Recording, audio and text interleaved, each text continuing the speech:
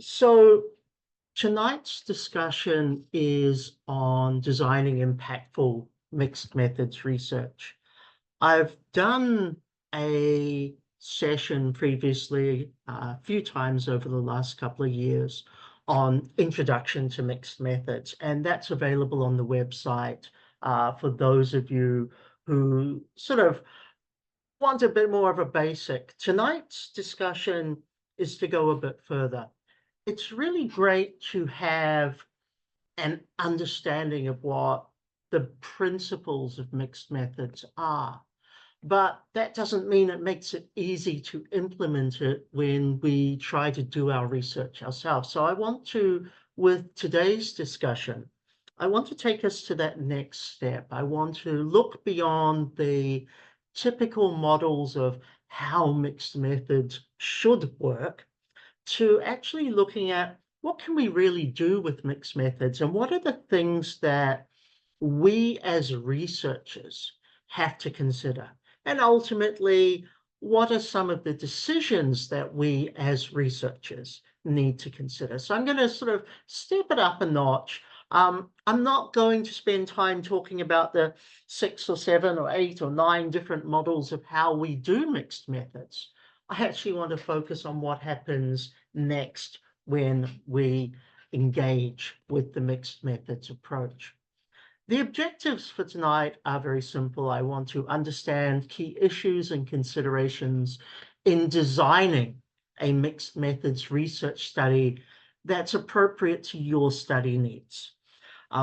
One of the things that the literature doesn't do very well, I feel, is it tells us there are different approaches to mixed methods. It never actually tells us how we can make that relevant to us. And I kind of want to bridge that gap a little bit tonight to help think about it. I want to understand how mixed methods research design evolves, should be S there, sorry, evolves within and throughout your own study. And what I mean by that is it's nice at proposal stage to have this lovely plan of how our mixed methods execution is going to work. But it doesn't mean it's going to work that way. And I want to be able to spend a bit of time talking about how do we have almost an action research approach, but how do we have an evolutionary approach to mixed methods so that as we grow as researchers, as our data grows to inform us as researchers, how do I adjust and refine my mixed methods approach to accommodate everything that I learn along the way? It's not just about I have to do qualitative, I have to do quantitative, throw them together and hope I come up with something. It's actually understanding how they feed to each other and how we evolve our research design as we progress. I want to explore the contribution that diagramming, implementation matrices, and joint displays bring to the communication of your research.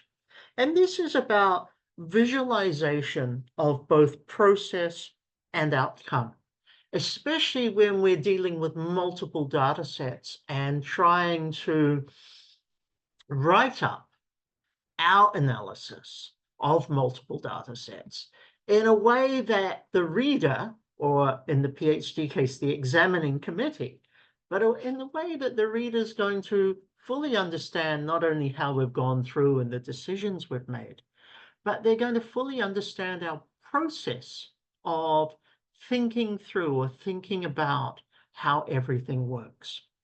I want to spend a little bit of time to appreciate evolving issues related to integration. And integration is how do we bring our data together and how do we analyze it? Or how do we analyze a quantitative and a qualitative data set, but how do we analyze it in a way that's going to move us forward with our research? And the final thing I want to understand and respond to some of the key issues and challenges related to ethics and mixed methods research design, because when we get into multiple approaches to be able to bring together data and to be able to inform the different data that we're going to get, we're also going to come across different ethics challenges. And that might include actually, how are we going to um, address or ensure that our ethics approval covers any changes that we have in our approach to our mixed methods research. Now, just for those of you who are curious, and I know Farrell's going to put this in the group chat anyway, but if you haven't seen my introductory session on mixed methods research and you feel that tonight's discussion's great, but you kind of need a few basics as well, go and have a look at this session. It's my session on Introduction to Mixed Methods Research Principles. So it's really the basics, why, how we use mixed methods, but it's not nearly as deep as where we are tonight's discussion. I also put up a couple of acknowledgements because I relied on these two resources to try and bring out some additional interesting discussion for us tonight. So while there's a combination of, my own thoughts, my own experience, and so forth, I'm also going into a couple of other areas or a couple of other resources that I thought were very valuable. And my recommendation is, it's not only just an acknowledgement, my recommendation is, these are two really useful resources to go and check out. Creswell, who's the father of mixed methods, can be a bit complicated at times, but I think his resource, which is basically a lecture he gave or a webinar that he gave some time ago, is actually really interesting. It's got a lot of good thoughts for us as researchers. And the paper, The Nature and Design of Mixed Methods Research, which I've got here, is just a nice short overview. It gives some good food for thought. And when I talk about the idea of food for thought in terms of this, it actually comes down to, look, when we're designing our research program, when we're designing our approach to mixed methods, it's not just about choosing a model that works. It's about refining that model, making intelligent decisions as a researcher, and evolving that model to help your research. So there's a lot of greater detail that goes into an understanding of mixed methods than just, oh, I'm going to use, a particular mode or a particular style of it. We do have to go deeper. Now, as researchers, as we develop as researchers, we need to be able to appreciate even more the ways in which we are able to evolve our approach and our embracement of the different mixed methods approaches that we're using. Now, I wanted to tell a story before I get into the real stuff, because I think back to when I first started my research and my research career, and that was the early to mid 1990s. So a little while ago, okay, I'm old. At the time, I didn't realize it at the time, but at the time I was doing mixed methods research because I was involving qualitative and quantitative. I was doing surveys, I was interviewing people, I was doing documentary analysis and archival analysis, archival research. But at the time, I didn't even know it was called mixed methods. To me, it was just research, and it all came together. But as I have grown as a researcher, and the more I've done over the years, I've recognized the value of understanding the linkages between every element of our research plan and our execution, not only for transparency, but to make sure that we're getting reliable quality data that's not only going to address the research questions that we have, but hopefully is going to make some impact as well. And that's really, a thing that we all have to think about. Now, this is probably the only slide that's from my old slides that I'm putting in here. And this is just a definition of mixed methods. And I'm going to make it really easy for us. It's simply a combination of quantitative and qualitative approaches designed to address the respective research questions we've got. Some of us might use multiple methods rather than mix, which might be, say, 3 or 4 qualitative approaches. And that's a little bit different, but there are actually parallels in how we have to think if we are a multiple methods researcher as well as a mixed methods researcher. A lot of what we see for mixed methods started in the late 1990s. So a lot of the literature is going to come from the late 1990s through to the 2000s. So somewhere from 2000 to 2010, there's a lot of books.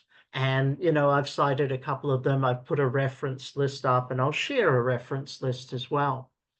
But with all methods, what we're also finding is mixed methods has evolved significantly too. So when I go back to an older book like Creswell and Plano-Clark in the early 2000s, a lot of what they said then applies, but it's only scratched the surface because researchers have developed more and more through experience how to understand the actual mixed methods. And that's it's a challenge for us because we can go and find a mixed methods research methodology book, but we also have to look very, very closely at how people within our own discipline or within related disciplines to us have refined and evolved the use of mixed methods for things that are more related to how, what my research is going to be or how my discipline is going to approach it. The fundamentals are reasonably rock solid. How they've evolved is a little bit more of a challenge. Again, one more slide from the past, and this promise is the last one, but revisiting, what mixed methods can solve. And it's really looking at a few interesting things. And this is, again, where our future has moved, because we're looking at wicked problems that are way more complex than what were envisaged 15, 20 years ago. It has mixed methods as a process enables us to do so much more than what we did before. But then we have to add technology, we have to add other things into that as well. What that means is we can have a slightly more complicated research question for our PhD. We can, have both qualitative and quantitative research problems that then come together to be able to provide more information. It gives us an opportunity with theory generation because we're taking both the big picture, the numeric side of things, by chance, I want to say, but we're taking the provable fact. We're also integrating it with very, very important narratives that don't often fit well into theories, but help us to look at this. And it also gives us something that's culturally responsive. And I think, we're getting into a period of time where culturally embraced research is becoming more and more visible. I, for one, fully support that. I think it's a great thing. But mixed methods allows us to not only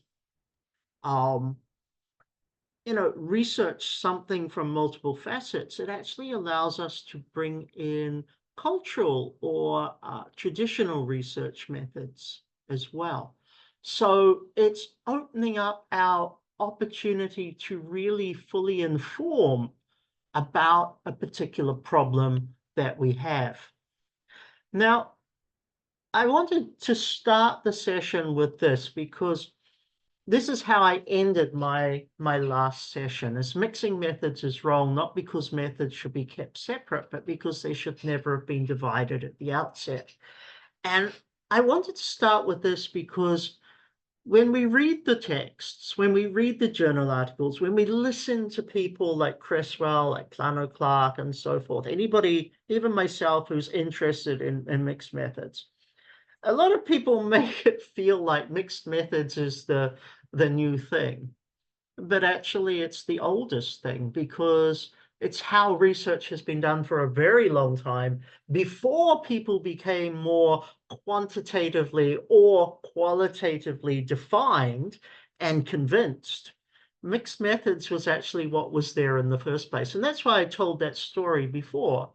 To me, when I started my research career, I simply went about doing research. Mixed methods wasn't really a big thing. It wasn't, your discussion point or anything like that. Um, I just simply created a plan that I thought would help. And then it became a thing. Now, tonight, let's work on how it becomes a thing. The first thing that I want to share with you is a question for yourself. And the question is, are you ready to be a mixed methods researcher? And ultimately, some of us are going to answer this and say, you know what? I don't think I am. So I wanted to share a particular resource. Now, this is a doctoral dissertation, and it's new. It's only 2015. The development, design, and test of a self-assessment instrument of mixed methods research proficiency. So basically what this person did is they actually designed, or they researched those who were doing mixed methods research. They analyzed the skills that were required.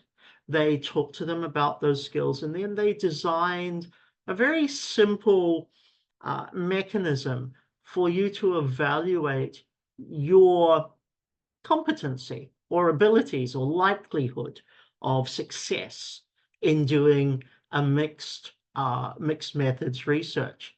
Now, the link is there, or sorry, not the link, the reference, the citation is there. You can certainly download this online. I went and got it the other day, actually. Um, it might be something if you're not sure about doing mixed methods. It might actually be a good thing for you to check out for yourself. This is not for you to share with your supervisor. This is not, for you to share with anybody, but a tool for self-reflection to say, am I quite there yet to be a mixed methods researcher? And what I highlighted in the bold is ultimately, what are your skills to be a mixed methods researcher? I hate quantitative. I've never, never shied away from saying that. I absolutely detest it. It doesn't mean I can't do it, by the way. I just don't like it. My skills as a researcher, though, still enable me to be able to embrace elements of quantitative and to use it. And my skills also enable me to sit in both worlds and find those linkages. Now, that means, yeah, I can go ahead and proceed with being a mixed methods researcher. But if I find that, some of these things I really aren't ready for, it's not that I shouldn't do mixed methods. What it is I now have a focus on where I need to train myself. And this isn't something you can go to your supervisor and say, look, I really don't know how I'm dealing with this. As a PhD candidate, your responsibility is simply go and teach yourself, go to a course, learn from somebody, come to a third degree webinar, whatever. But it gives us a personal professional development opportunity. We can see where our weaknesses lie or where our areas are not as strong as others, and we can then go and develop. Now, that is part of the PhD journey. It's not about, oh, I've got these skill sets, I'm going to do it. Part of the journey is, how do you develop your research skills through the process, as much as how do you do the research that you're undertaking as well.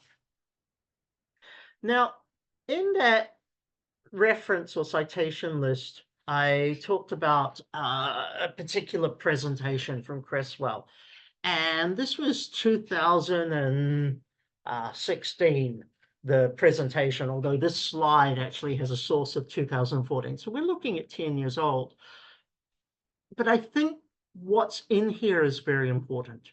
And the idea of using mixed methods has opened up discussions about the research process. And what we talk about here is, look, these are questions that us as researchers have to address in our discussion of both the method and our analysis of the data. So although everything in here comes down to the core, which is type of design, at the end of the day, oops, sorry, some people in. At the end of the day, we're going to address a few different questions. And I'm going to start, I think I'll start on the left-hand side. It kind of goes in a U shape. It's kind of logical, so we'll go with it. When to use theory in a design. So when we're designing a research approach, when do we use the theory? How do I write up mixed method studies, aims, and questions? Because we have a combination. It may be synergistic, it may not, but we have some form of combination of qualitative and quantitative questions and aims. How do we bring those together? And then in some respect, how do they flow into each other? Because the design will determine what your aims, or sorry, your aims will determine your design. Your design will determine your aims and how they flow into each other. So there's that very yin-yang, synergistic, continuous relationship between those. How do I compose the writing of a mixed method study? And that one is worth a webinar all on its own, okay? It's great that we can design a study. You know, that shows us as researchers being able to look at how we solve a problem. How do we then write something up that is using multiple data sets with different philosophies underpinning those data sets, and perhaps different analysis techniques where data may or may not converge in a way that we're happy with? How do we write that up to be both transparent, logical, and credible? So as you can see, that gives us a different layer of work, but it also requires us to rethink about what our writing styles are and how we can make sure that we bring this together in a dissertation or later in a journal article or publication or book chapter, whatever. But how do we bring this together in writing so that it is robust and that people, whether it be peer reviewers, examiners, or just other people who are reading and saying, you got a thought there. When people are reading it, how do they not poke holes in what we're doing? We have an issue of how to portray integration in the study, and this is joint displays, which I'll talk about during the session. But it's showcasing how do we actually look at how the data fits together. And I know there's a couple of people in the audience tonight who I especially am glad that they have turned up, who will have to think about this because of the nature of the complicated design of their mixed method study. And joint displays, or the visualization tools that I'm going to talk about tonight, are actually very valuable, because even if I'm struggling to compose the writing of my study, the display or the visualization tools that I use can actually help me to deal with that. We have the question of how to determine the type of integration. That's an older question, not relevant. Sorry, it's been addressed mostly for us. How to describe methodological and validity issues of the design. As we become more complicated or nuanced in how we evolve our design, we have to describe it in a way that it's replicable. So there's the transparency of description, but at the end of the day, you write up your chapter 3 on research methods, which I think is next week's topic, but you write up your chapter 3 on research methods. I need to be able to, as an independent researcher who's not engaged with you before, I need to be able to look at it and say, I can follow this and I can generate replicable results from your description. So it's not just about your research, it's about how I can both copy that research, but also take that and evolve it to be more nuanced. And that's something, again, we're going to come into that in a minute, but part of being a mixed methods researcher, or part of being a researcher as a whole, is being able to look at somebody else's methodology, repeat that methodology, and then build onto the methodology to make it stronger every time that it is used. We have to the bottom right how to draw a sophisticated diagram of a mixed methods design, and I'm going to be talking about that. That's a planning tool. How do you map out what your design is going to be? And then we have a couple of more simple things, how to choose a type of mixed methods design. That's the old webinar. But how to write a mixed methods title. And I know it's kind of weird. I have done a session previously on how to develop titles for publications, whether it be for a journal article or whether it be for your dissertation. But when you're using a mixed methods approach, how do you balance, or how do you represent the balance of the synergy between both the qualitative and quantitative? And our choice of titles actually tells us a lot about the type of research. And if the title doesn't represent the research that well, it's going to give a bit of mismatch, especially when we're submitting our dissertation and wanting to, be evaluated on that. Let's move to the next. Oops, sorry. Now, I want to talk about some of the issues, and I want to highlight this as a tale of caution, because a number of the prominent mixed methods advocates talk about this, and it's, the issues relating to reading and literature reviews, and I've kind of hinted at it already, but I sort of want to get a bit more specific. So there's two issues. Issue one is many researchers are not reading the literature about mixed methods research design to identify the latest developments. And that relates to both mixed methods developments in general, but also mixed methods designs that support your project design. A lot of researchers who perhaps haven't had experience or much experience in research, or who are told by their supervisor or guide, go do a mixed methods research. Okay, fine. Pick up an old book on mixed methods research. Think, oh yeah, I can do a sequential design. That's fine. The problem with that is mixed methods, although it has a foundation, has evolved so much, and the evolution of it has meant that it is far more sophisticated now than 15 years ago, 20 years ago, when it was sort of the hot topic or the hot idea in research. And the challenge here is, look, many candidates for research are using typical citations, Creswell, Plano, Clark, those typical names. And you'll see my reading list, even my reading list has them in it. but they're using fundamental how-to books that were written half a generation ago. What we need to be able to do is not look at the guidebooks on mixed methods research because they're already out of date.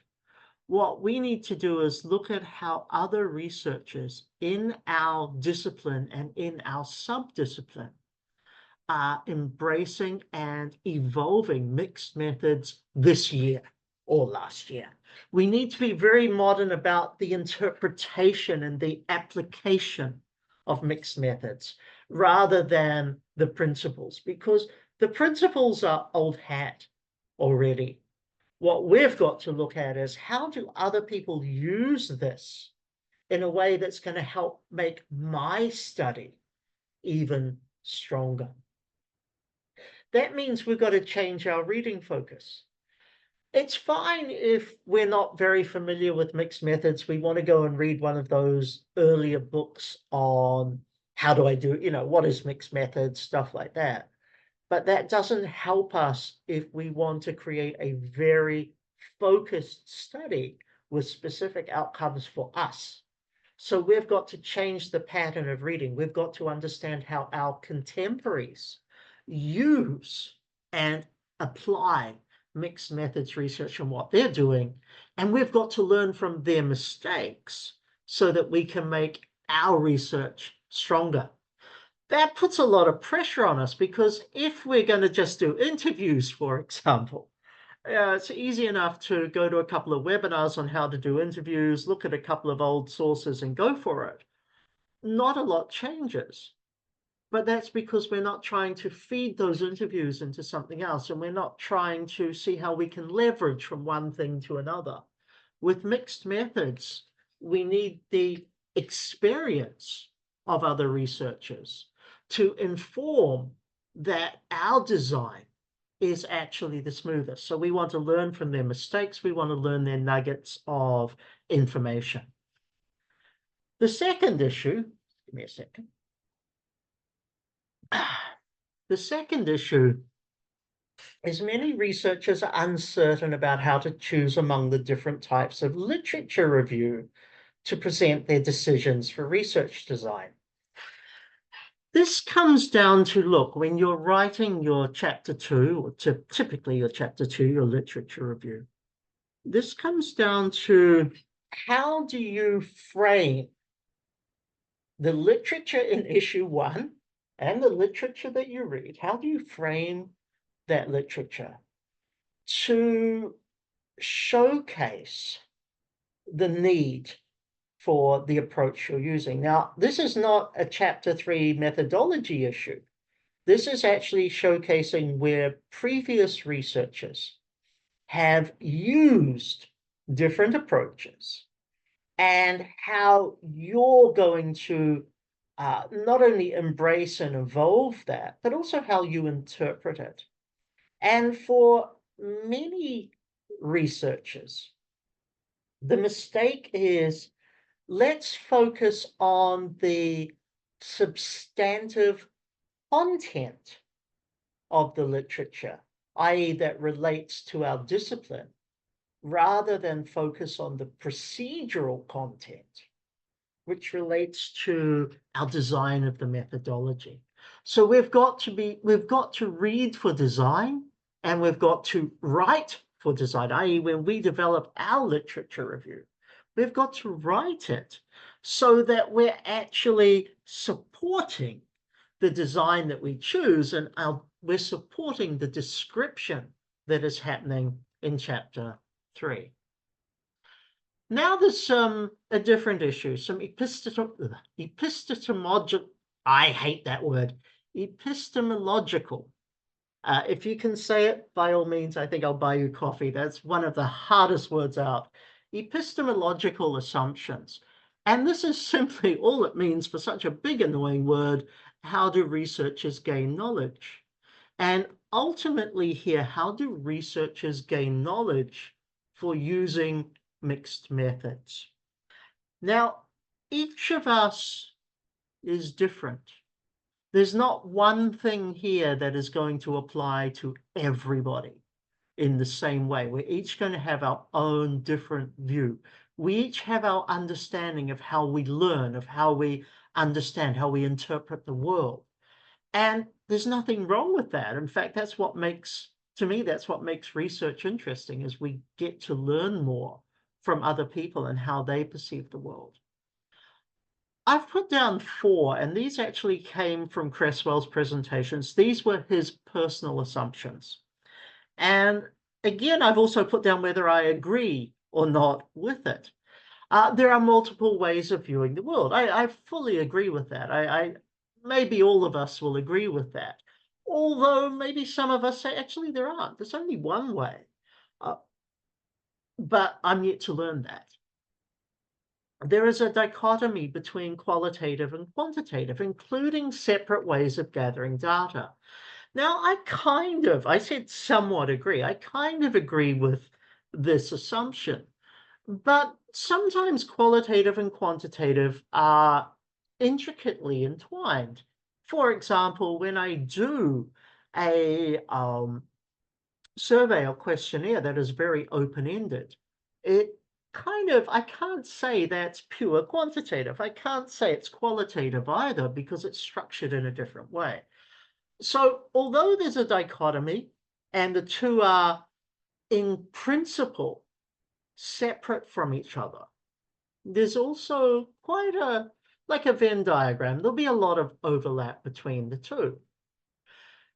An interesting assumption from Creswell was the equality of qualitative and quantitative research.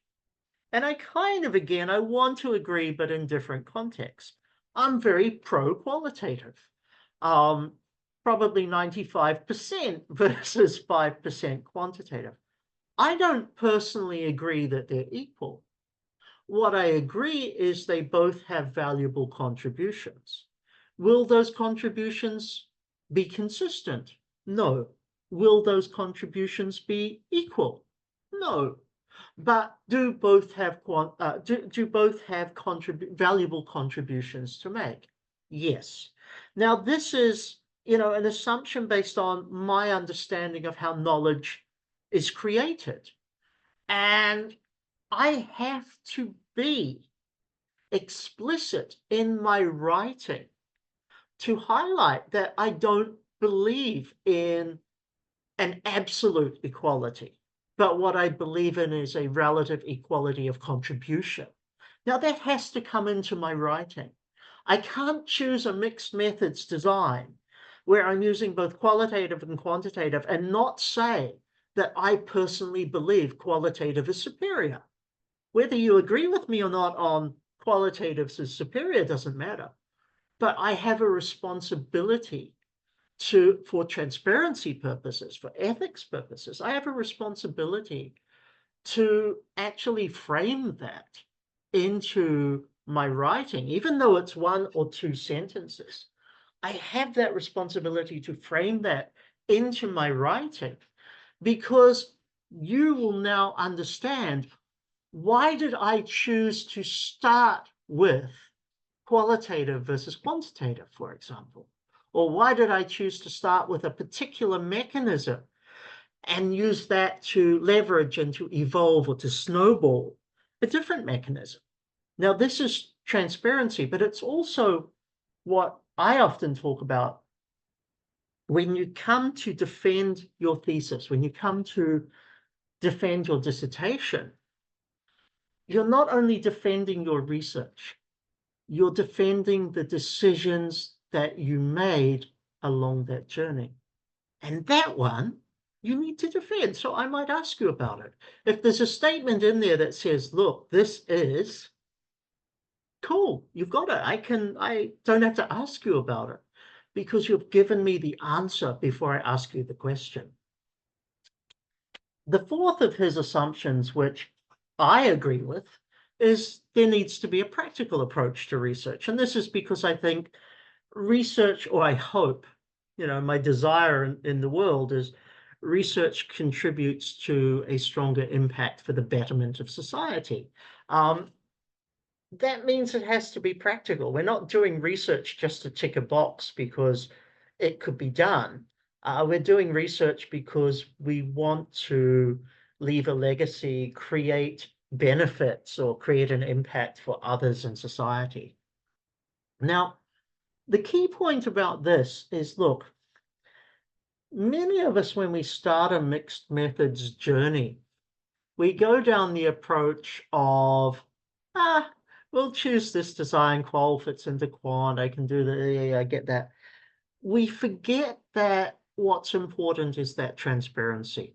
So even though each of us are different on our personal assumptions, transparency in research means we have to understand and acknowledge what our assumptions are going to be, and we have to communicate them, because that will help other researchers decide, was your approach the best, or can they improve on your approach, or whatever.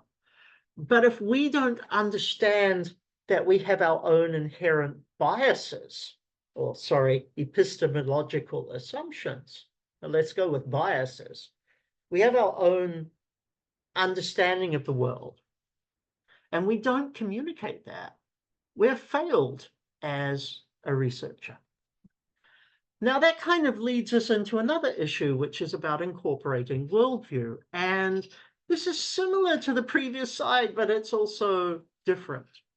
Worldview is not epistemology.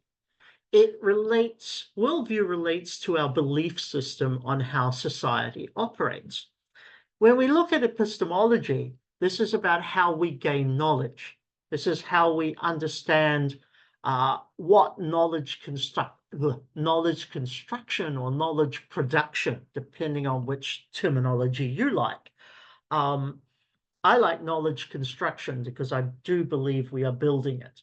But worldview is not about knowledge construction. It's about how we understand social systems work. And for many of us, our research has an element related to social systems. It doesn't mean we have to put it in, but it means that our way of understanding how the world works is influenced by different things. And that can be, it can be our experience, it can be the people that we've been exposed to, it can be a whole lot of things. Now, Plano Clark and Ivankova talked about personal context in mixed methods research, and this is kind of a little bit like reflexivity. But they mentioned researchers' background knowledge, theoretical models, philosophical assumptions, and how personal context influences mixed methods research. I think it's really important to understand that, because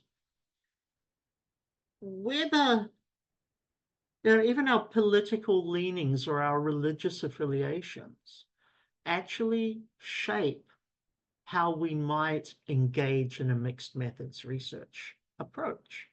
And we have to know what that is. So for me, I'm just going to make it simple. Identify what your personal context is. So you need to reflect on how your personal experience, your values and training contribute to research.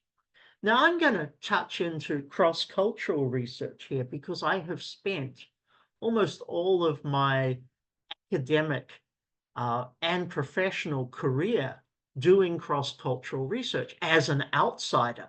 I've never done research on a community that I am part of, i.e.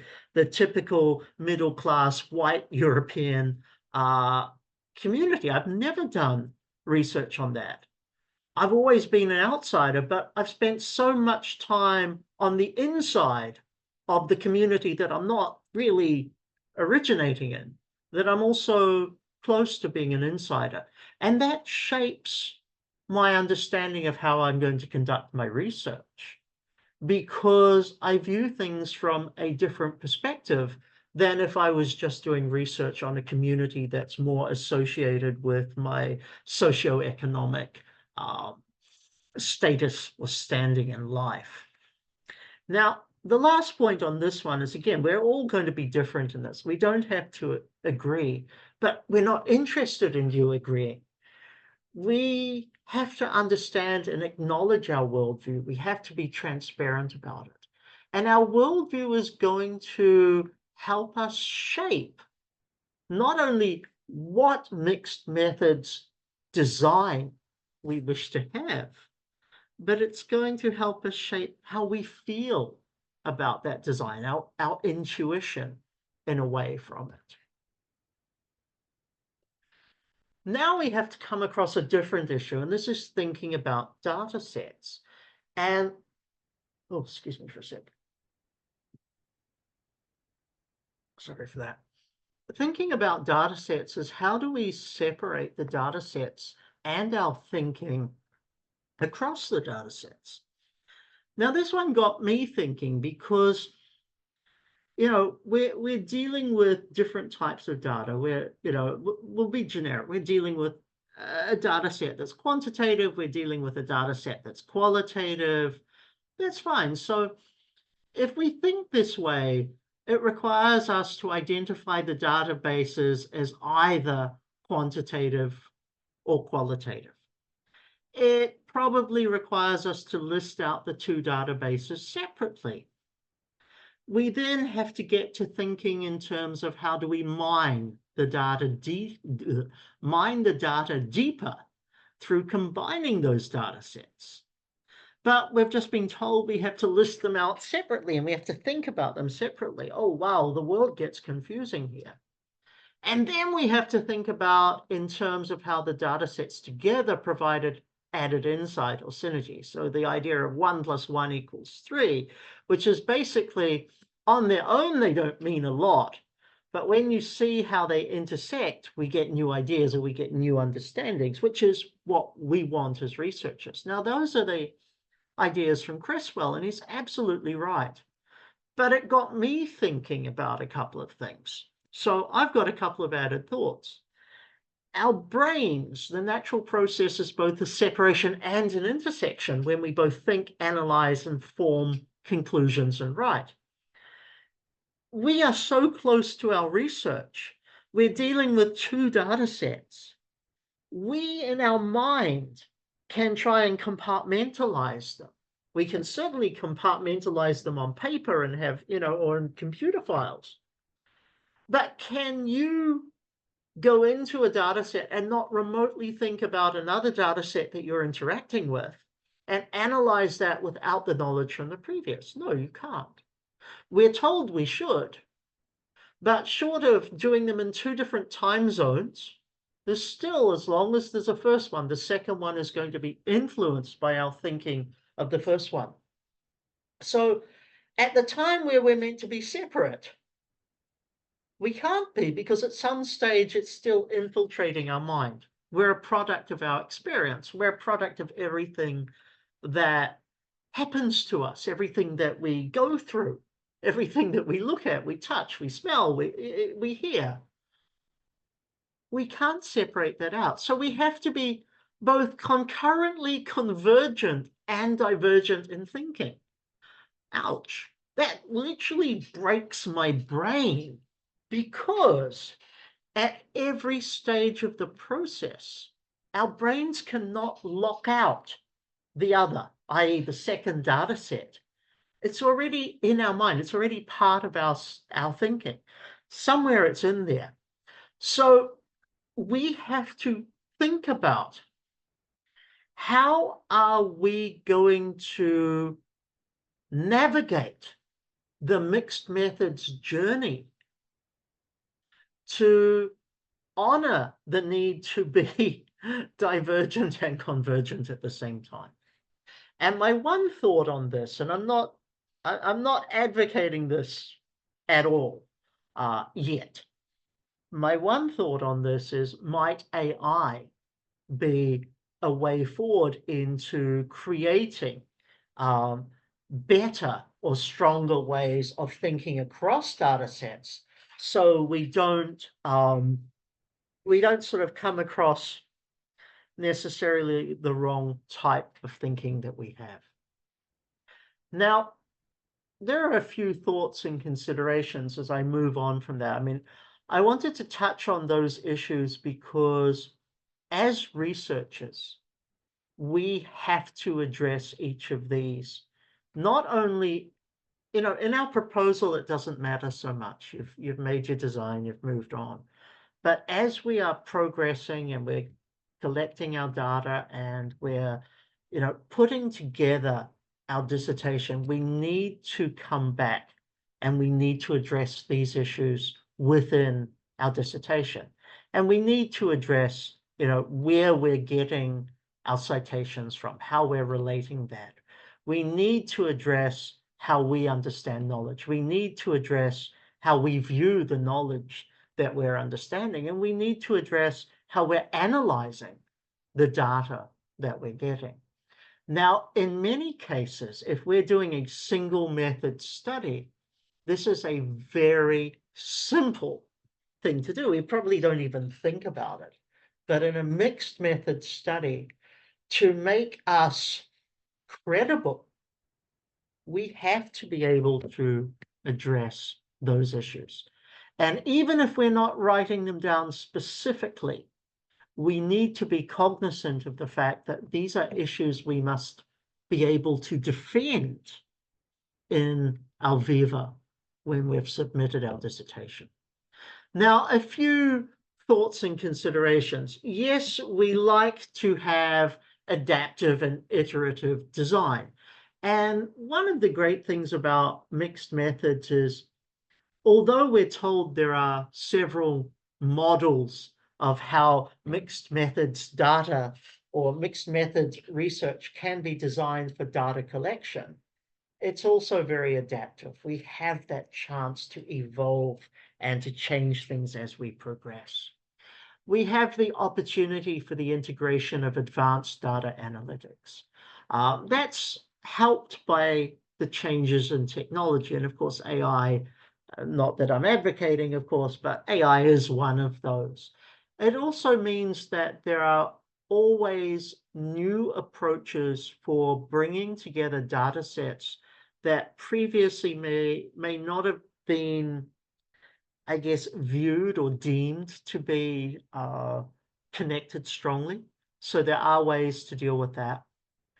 Mixed methods is very good for participatory, community-based approaches because we've got the opportunity for involvement by certain stakeholders to inform how we want to approach other stakeholders. We get the use of multiple data sources, which is great. We have cross-disciplinary approaches, and I want to just spend a couple of minutes on this concept of cross-disciplinary approaches, because when we talk about, and I'm going to use the word interdisciplinary as a substitute, but not a perfect substitute here. When most of us talk about interdisciplinary research, especially when it comes to publishing, we talk about taking a problem and having 2 or 3 experts solve it together from their unique disciplinary perspectives, which is fantastic. We might do an interdisciplinary studies qualification. For example, my master's, when I did my master's, was development studies, and it was interdisciplinary. It was economics, it was geography, it was sociology. It was also a really weird element of anthropology in there, which to this day I still don't understand. But it did help with interdisciplinary. When I talk about interdisciplinary in the PhD context, this is about us wearing multiple hats. It's about me wearing an economist's hat. It's about me wearing a social geographer's hat. And it's about me taking the best of those 2 worlds and throwing it at my research problem and saying, you know what, this is how I get about it. One of the reasons I love creative research methods is geographers were one of the early ones who were actually creative in trying to elicit data to understand the social world. We didn't call it creative research methods, we called it research. So it's sort of, it's evolved over time. But cross-disciplinary approaches or interdisciplinary approaches is not us saying, oh, I need to get someone to help me with my PhD. It's about saying, if I put on a different hat, what approaches could I take for this? Now, a mixed method study allows, through the design, interpretations from different disciplines. And it enables us to bring the best of our thinking from different disciplines to inform the next steps and ultimately the best of our thinking for the next steps in those designs as we evolve through the process. So when we look at undertaking mixed methods, do think about how can I put on a different hat from an interdisciplinary or a cross-disciplinary perspective? How can I put on a different hat and create or get something that's really strong, that's really valuable? Now that's kind of different from, similar but different from collaboration. Mixed methods does encourage collaboration. You want people who are of different strengths, how they inform each other. At a PhD level, that's harder. But let's just assume, as I say, I'm qualitative. Although I understand quantitative, I don't say that I'm, that great at it. I might want to pay for a research assistant to help me run data for quantitative studies and to help me make sure that the insights I'm getting from those studies are actually legit and correct. So collaboration in that form is not, a couple of parties coming together and creating something. It also involves, look, in order to do justice to the research that you've got, sometimes you might need help. And ethically robust help, getting second opinions, paying somebody to help you with data analysis, etc., paying somebody to review your own data analysis is actually quite acceptable. And that's a truly acceptable form of collaboration within a doctoral context in that respect. The final one, which kind of disappears from the rest of these, is, as a thought, is creating 3 separate study aims. Now, usually when we think about research, we create our aims, we create our research questions. It's also a good idea to create those aims or those research questions as independent quantitative, qualitative, and then mixed methods aims. So if we have the mixed methods as the overall umbrella, we can also look at what can I achieve quantitatively first? What can I achieve qualitatively as well? And separating them out as different study aims and showing how they converge together. Now, mixed methods designs differ in several ways, and I'm going to read a little bit because I've actually taken this from my slides. But let's talk about how mixed methods differs from others, because you have to write this up. You have to be explicit in your processes and your procedures. But it also means you have to understand, how does it differ from a single or a mono method study? We start with analytic logic. The reality is how we go about analyzing our data. Qualitative and quantitative have a different logic system. How we go about analyzing those and building them in or scaffolding them into each other is a skill that we have to develop. It's something new if we're not, regular or familiar with mixed methods. So the analytic logic here is we have to design, or we have to create a research design that takes advantage of how we're going to analyze our data.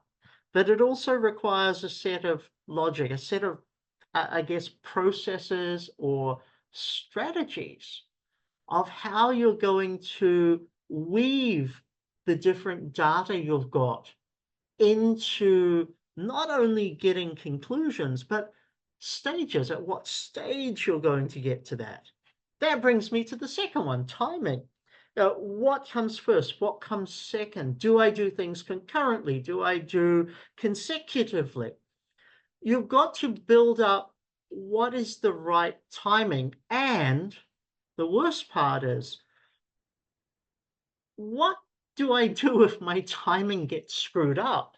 How do I recuperate from a mistiming in my data collection or my approach? Or if something changes, how does that change everything else? Now, in a mono-method study, timing is easier to maintain. But timing here is not about data collection only. Timing here is about data collection, processing, data analysis. The third one, it's priority. And if I go back to, where did he put it? Yes, the equality of the third point from Creswell, the equality of qualitative and quantitative research. And, I disagree, as I said. How do we prioritize? And if we come back to epistemology, why do we prioritize one over the other? Point of interface, sorry. Point of interface, or the point where mixing occurs. So, this might be the data collection phase. So during data collection phase, we might start mixing our data sets. We might see how one informs the other, how that reinforms, or so forth. Or we might separate it, and only in the analysis phase do we want to start bringing things together. We need to identify for ourselves, and also for the people who are evaluating us, we need to identify what the point of interface is. And the final difference is, are we doing a single study or a multiple program of inquiry? Now, PhD level, it really is going to be a single study. But as we evolve, it may be actually, how are we branching off? And what are we able to not only get as perhaps publications from different phases, but how might different phases link in or segue into other researchers' work that we can collaborate with them on. Now, that one really doesn't apply for us much as PhD candidates, but because it's a different way of thinking, it also helps to set us up. What are we going to do past or post-doctorate in that respect? I think mixed methods requires us to work backwards. And this one, it's useful, simple points, but it is about, when I come back to here, the second point and the third point, the timing and the priority is everything. Mixed methods has to get us working backwards. Yes, it's identifying our research goals and objectives. It's now determining the necessary data types. When many of us do a mono methods approach, say, for example, I'm going to do focus groups. Fantastic, perfectly valid, acceptable for doctoral level. I know I'm just going to get transcripts. But when I'm looking at a piece of research, even before I say, hey, Craig, is this going to be mixed methods? I've got to look at, say, actually, what type of data do I want? What's going to help me address this?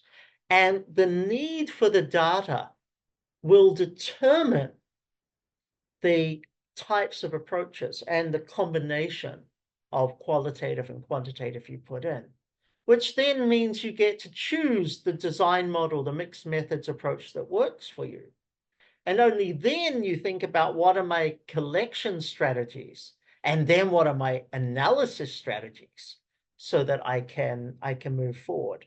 Then I get the practical things like, can it be done? Because there's some great opportunities to design mixed method studies, but mixed method studies take a lot longer.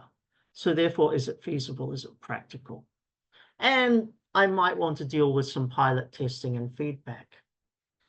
My methodological challenges aren't very difficult. It just comes down to resources. Now, that's up to you, that's up to your department, your university. It's teamwork, as in, are you going to have to involve or engage with others in the process? Things like word limitations. Now, that's if you're publishing. For a dissertation, I'm going to say that's not so important. But if you're planning on publishing, you don't want such a complicated design that you spend more time describing the design than you do describing the outcome of what you learned from it. We have sampling issues. So how are we going to select and activate the different samples that we take? And we're also going to have analytical and interpretive issues. It's nice to say, look, I want to embrace a mixed methods design. This is what it's going to be. But you've got to make sure that you are capable of fully analyzing the data sets you get and interpreting them to their maximum opportunities. Now, I kind of want to move into something a little bit different before I get onto the visualization stuff, which I think is the important one for tonight, right? This again is a slide from Creswell, and I decided just to give his slide because I wasn't sure how I was going to draw it. I just knew how I wanted to say it. Evolving mixed methods designs. We have the idea that there are different types of design, so convergent, explanatory, sequential, etc. Those are kind of the typical old frameworks, and they're fine. Those are templates. At the end of the day, they give you a basic template for the bare minimum that is expected from you. Your job as a researcher is to go back, all that way back to what I talked about with the reading here. Your job as a researcher is to look at how others have evolved and modified those templates to work best for your niche area. So although this slide sort of is a very boring one, there's one key message. Mixed methods designs is not what the textbooks tell us that they have to be exactly as they are. They're a template from which you springboard relevant to your circumstances. As a researcher, not only do you have to justify the changes, and you do that through citations and other things with previous researchers, you also have to have the confidence to say, you know what, I need to step this up. I need to take this a step further, because your contribution as the researcher is also in evolving the way in which the research happens. Now I want to get into diagramming, because I think diagramming is a very key thing. And I've never talked about this before in a webinar. I've always talked about the basics. I've always shown diagrams of convergent design, explanatory, sequential, and so forth. What I'm talking about here is diagramming of your design, not fitting into a convergent or a sequential design in that sense. It's actually the mapping out of how your particular research is designed so I can see the processes that you went through. Now, there's a couple of ways to do it. You can portray your design with a simple diagram or with an implementation matrix. And that's sort of more like a table rather than a diagram. Basically, all this means is a visual representation of the procedures that you have used in your mixed methods projects. Now, there are a couple of different things to think about. Consider creating procedural diagrams of core mixed methods design. So what's the basic approach? Or you create a procedural diagram of scaffolded mixed methods that expand upon those core designs. So the first one tells us, look, the generic approach is this. This is how I'm going to embrace it from my research. The second one, it expands. It means it's a lot more detail. I get a visual representation of more processes about each phase of what you're doing. Now, I can do this as a pretty little diagram like that, and I just stole that off the internet because, I like just choose a very random one, or you can do something a lot more detailed. Now, this is an example of slightly more detailed.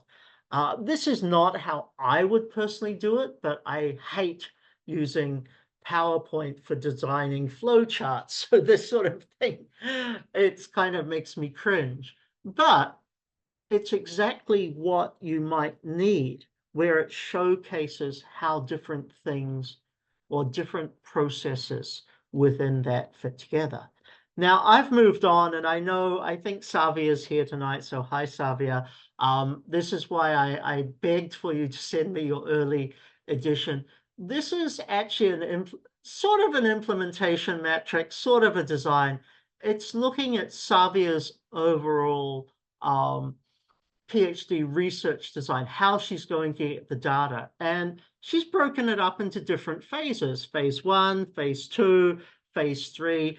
I do remember a time where this was a little bit more complicated than this, but what it does is it gives a graphic overview of what's going to happen, when, who's involved.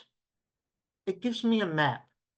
And the idea for you as a researcher and as a research communicator is to map it out and show us what you're doing. That helps me to understand. Now, I purposely chose this one from Savia because about a year and a half ago, Savia and I were on a call talking about this, and I actually drew it differently. I sort of tilted it on its side and hand drew it.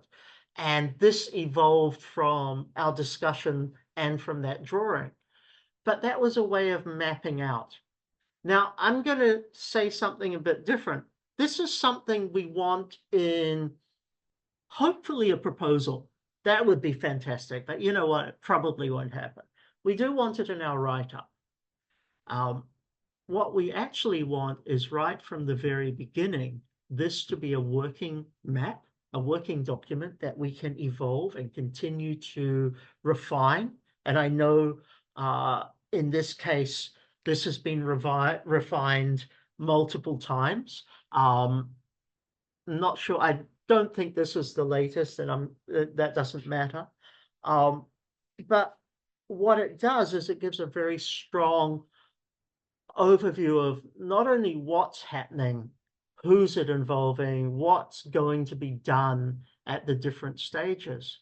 It gives a roadmap for where the research is going, and it gives a checklist for the researcher and the supervisor and the examiners to then go back and say, you know what, this was done, tick, this was done. And it gives us that chance. So the visualization of your mixed methods is not about taking one of those really boring, typical diagrams that you might see in a Creswell book. It's about taking your research and charting it out, whether it be a diagram, whether it be a table format like this, but charting it out so you have in one place an understanding of how everything fits together. Now we can then take this to be a little bit more detailed. So Savia, this is like halfway for you. You've got one more diagram to do, my friend. The implementation matrix is a little bit more detailed about not so much the phases and how they integrate with each other, how they feed into each other.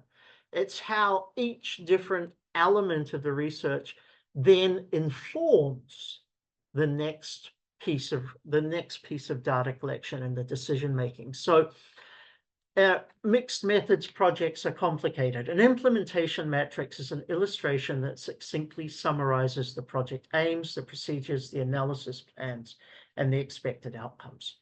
Let me make this really simple. Imagine you had to show me your research in one page. It's an infographic about how. And these are becoming incredibly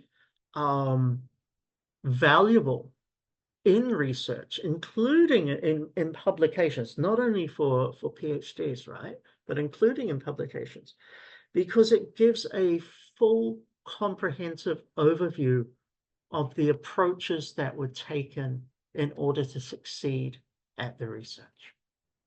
Now, I'm not putting up a lot of examples here because there is no one template for any of this. You know, the only template we get is coming back to here when we look at the 7 or 8 different types of designs. There isn't a consistent, template. What we've got to do is look at our own research. We've got to choose examples that come from our discipline. I chose examples randomly from the internet because I'm not going to just do one type of example. I want to show different.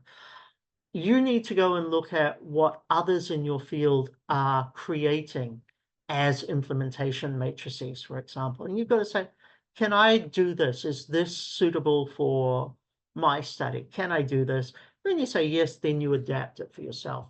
But I want to set in your mind the value that either a diagram or diagramming as the concept is, or implementation matrix is to the write-up of your mixed methods approach.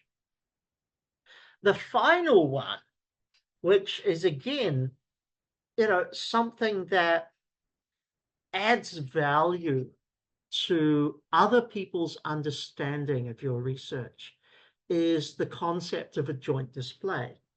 Now, for those of you who have never come across this before, which is kind of likely, I have put on the website a series. I put up a list of references. So you'll see on the website now, there's quite a big list of references by sections. I've got a section right at the end of the page. I have a section specifically on mixed methods or advanced mixed methods. So I've got quite a few on the implementation matrices, the joint displays in different disciplines. So do check out those articles. Again, this is going to be unique to not only your discipline, it's unique to your own research. So you've got to figure out how to do it. But the idea of being able to visualize this is actually really strong for you to support your research decisions and your research processes. Very, very simple. Joint displays provide a visual means to represent the integration of qualitative and quantitative work. How did the data sets come together? In addition to a framework for thinking about that integration and how you went about organizing data, methods, and results. It breaks down the cognitive process of merging, comparing, relating, and linking data and results. The most common type of joint display is side-by-side display, which juxtaposes qualitative results with related quantitative results in measuring mega inferences. There are other types of joint display, and if you go to a couple of the references I put up on the website, you'll be able to look at these. I don't want to spend a lot of time on this because, again, it becomes very unique to your own research. And also, it can take a lot of time tonight when I kind of want to wrap up with a couple of other issues. But I will share some resources on this. Take a look at it and then go back to the literature in your field and say, how are my contemporaries approaching the concept of joint display in a mixed methods research write-up? And again, this is not about how you design the research. This is about how you communicate your research design and your results to the stakeholders afterwards. So there are 5 major types of joint display, side by side, an example that's there: statistics by themes or themes by statistics, interview questions, participant selections, and instrument development. So, we can see a quantitative led, or we can see a qualitative led approach in this. But do check out the different things that are there in the references. A key point that I touch upon in the introductory session on mixed methods, but I'll just sort of talk a couple of minutes about tonight as well, is being specific about your integration. So integration is the intersection of the qualitative and quantitative data, or how you bring together the data in that study. And there's 3 key ways, and I'm going to add to that in a moment, but there are 3 key ways to achieve it. Either we're merging the data sets, we're connecting the two, or we're embedding one into the other. And you have to work through what each of that means specifically in context of how it's going to help you in your design or in your research. What I wanted to do was add a couple of points which came from Cresswell, in addition to the points that I usually talk about. And the advances is knowing about integration types. And we talk about connection, merging, and embedding. He's also added building, which I never put into my earlier notes. Now, that's not the latest. There are more. So understand the different ways in which you can bring together your data sets to inform the data sets themselves and to inform your analysis. And ultimately, it comes back to that whole thing that I said before. At any point, we're thinking about all of our data sets. So in our mind, and somehow they're connected already. We need to be able to locate the integration or the point of interface. Where does the quantitative data bump up against the qualitative? Where is there perhaps not only a bump up, whereas there may be an overlap between it? And having the scripts available, i.e. the ability to write this up into your proposal, your application, or ultimately into your dissertation as well. Now, why I've left up here is there are 3 references. These may or may not be in my reference list, but there are 3 other references that look at integration. Again, the challenge here is these are old. How has your discipline, how have your contemporaries in research evolved their understanding and approaches to integration? So your responsibility is maybe reading something like Breiman or Fetters or Morse, but it's also making sure you've got the latest stuff from the last few years as well. I kind of want to wrap up with a discussion on ethics. And I think those of you who have followed me for a while know that everything in research, according to me, has an intersection with ethics. And this is kind of my slide from my introductory session. So I only want to highlight the 3 points that I've put in bold. Care must be taken to identify and nullify any actual or perceived issues where power between the researcher and the participant could be abused. Here's the problem.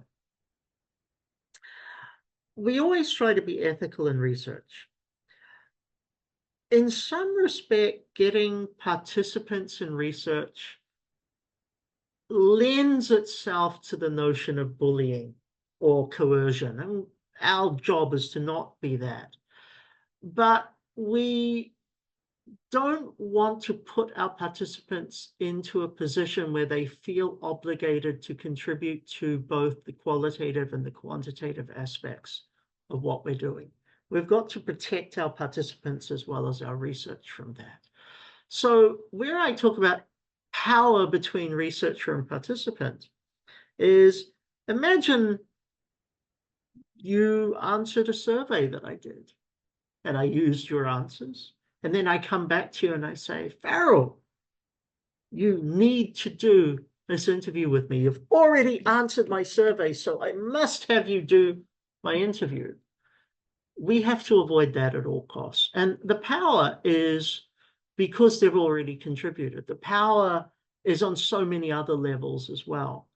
But be very cautious about the relationship between participants in both qualitative and quantitative, their ongoing relationship, their understanding, and also in you as a researcher having a form of power over them, or vice versa, them having a form of power over you. We need the second to last one, ensure that writing is free of bias towards any group, e.g. age, ethnicity, sexual orientation. Honestly, this is what I consider fundamental, normal, ethics issues. But I wanted to rephrase, I wanted to re-emphasize this one from previous, because, again, mixed method studies gives us new ways of looking at certain issues. They also give us new ways of introducing bias through the lens that we choose to use. Our job, our responsibility as a researcher is to make sure that our writing is free of bias. We can claim fact, we can tell other people's stories, but we shouldn't be biased in a way that makes us look like we're misrepresenting the narratives that we are telling. Us acknowledging our worldview is not a bias. That's us showcasing where we are. A bias is where we make assumptions or statements based upon certain things that are going to influence how people who read us think it is. If you tell me you're a Marxist researcher, when I read your research, I know you have a Marxist lens, so I'll understand. But nobody's ever going to say you're a sexist researcher and then, put that research out there. The last one on this page before I head to the final slide is the details of the study must be carefully explained within the actual report so to allow readers the opportunity to judge the ethical quality of the study for themselves. Now, I think that's important. I talk about transparency and replicability because I feel that's, very important. But at the end of the day, whoever's reading what you write needs to be able to judge your ethics as much as the university committees and your supervisor and your examining committee as well. Now, heading into the last slide, and this is where I want to add my perspectives, my new perspectives on ethics. There's actually a few more. As a mixed methods researcher, the practicalities is we have to address how our research designs adhere to ethical standards. Now, that's the expectation. Now, if our mixed methods design evolves during our period of research, and it's likely that it will, we've still got to make sure that our design, our approach is meeting the expected ethical standards of the university. Now, here's the good thing. Every university has different ethical standards. What you might get away with at one university, you might not anywhere else. But you've still got to make sure you meet the standards of the university you're enrolled at. you need to address how do the designs and the ethics requirements scaffold into each other. So, you know, whilst a lot of the ethics practices are consistent, we also need to be able to make sure for the qualitative side of things, what are the ethics requirements specifically for that? For the quantitative, what are they? And as we bring the data sets together, for example, how do we protect anonymity? That's the scaffolding. When the two data sets intersect, is there an opportunity suddenly that the reader can identify your participants through the intersection of the data rather than through two separate pieces of data that have no identity? You know, it's kind of like a jigsaw puzzle. The more you put the pieces together, suddenly you see that picture. That's mixed methods, and that's the intersection with ethics. And the final one is how might the evolving scaffolding effect change with or in our ethics approach? So how does it change the approach to ethics we're going to do? What I mean by that is, look, as our mixed methods designs evolve through our experience, are we looking at new considerations with ethics? And that's why I use the jigsaw example. Two independent approaches may be quite anonymous, but the moment you overlap those data sets, it may become quite obvious for people to recognize who the individuals are or who some of the respondents are, for example. So in that respect, what has to change in terms of ethics for us to make that happen?